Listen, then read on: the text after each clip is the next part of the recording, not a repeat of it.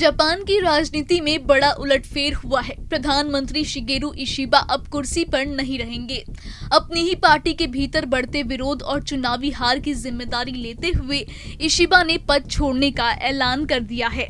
ये फैसला ऐसे समय में आया है जब उनकी लिबरल डेमोक्रेटिक पार्टी यानी एलडीपी सत्ता बचाने के लिए अंदरूनी कलह से जूझ रही है। लेकिन सवाल ये है कि आखिर क्यों प्रधानमंत्री इशिबा को इस्तीफा देना पड़ा और अब जापान की राजनीति का रास्ता किस ओर जाएगा, आइए जानते हैं। शिगेरू इशिबा ने रविवार को अपने पद से इस्तीफा देने की इच्छा जताई। इसकी बड़ी वजह रही हाल ही में हुए चुनाव में उनकी पार्टी की करारी हार। जुलाई में हुए संसदीय चुनाव में इशिबा की पार्टी एलडीपी और सहयोगी कोमेइतो दोनों ही उच्च सदन में बहुमत से 3 सीटें पीछे रह गए। नतीजा ये हुआ कि संसद के दोनों सदनों में उनका गठबंधन अल्पमत में आ गया। चुनाव हारने के बावजूद इशिबा अब तक पद पर बने रहे। उनका कहना था कि अमेरिका के साथ हुए हालिया व्यापार समझौते और आर्थिक चुनौतियों से निपटने के लिए वो जिम्मेदारी छोड़ना नहीं चाहते, लेकिन पार्टी के भीतर विरोध लगातार बढ़ता गया। दक्षिणपंथी खेमे में नेताओं ने इशिबा पर दबाव बढ़ाया और आखिरकार उन्हें इस्तीफे का ऐलान करना पड़ा। दरअसल ये पहला मौका नहीं है जब इशिबा को झटका लगा।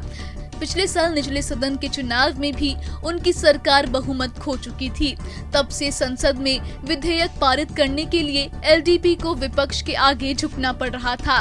बढ़ती महंगाई, खास तौर पर चावल जैसी बुनियादी चीजों की कीमतें और घटती मजदूरी ने भी इशिबा की लोकप्रियता को काफी कमजोर किया। अब इस्तीफे का मतलब है कि एलडीपी जल्द ही नया नेतृत्व चुनेगी। पार्टी की अंदरूनी बैठक में इस पर फैसला लिया जाएगा।